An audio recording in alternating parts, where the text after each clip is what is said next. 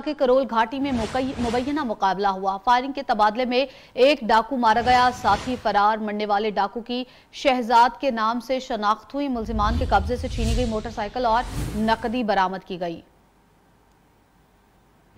मलिक मुश्ताक हमारे साथ मौजूद है, मजीद तफसीलात उनसे जानते हैं। मलिक मुश्ताक, बताइएगा, ये मुकाबला हुआ और फायरिंग के तबादले में एक डाकू मारा गया, तो बताइएगा टोटल कितने अफराद थे?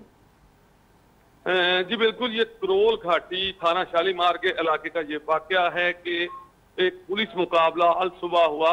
बताया जा रहा है कि ये दोनों डाकू, जो डाकू हलाक हुआ है, इसकी शिनाख्त शहजाद के नाम से हुई है। ये दो साथी रोजाना की बुनियाद पर करोल घाटी के करीब एक जंगल के पास नाका लगाकर लोगों को लूटते थे, और चूंकि इन्होंने फिर नाका लगाया और पुलिस के साथ इनका मुकाबला हुआ, जबकि पुलिस के मुताबिक एक जो डाकू है वो भागने में कामयाब हुआ, जबकि शहजाद नामी डाकू की मौत हो गई। गुज़िश्ता रोज इन्होंने एक शहरी से मोटरसाइकिल और नकदी भी छीनी थी। आपको बताता चलूं कि कुछ ही रोज पहले भी इसी थाने का एक पहले पुलिस मुकाबला हो चुका है, और तब भी इन्होंने एक नामालूम डाकू को जो है मुकाबले के बाद ढेर किया था, और अब भी यही बताया जा रहा है। ये तो मुबैना मुकाबला है।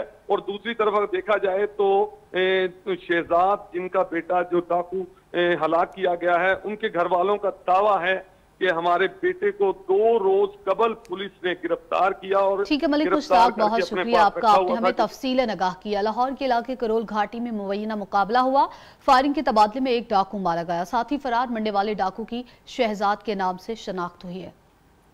क्राइम टाइम से इतना ही, कल हाजिर होंगे नए इश्यूज के साथ, तब तक के लिए अल्लाह ने।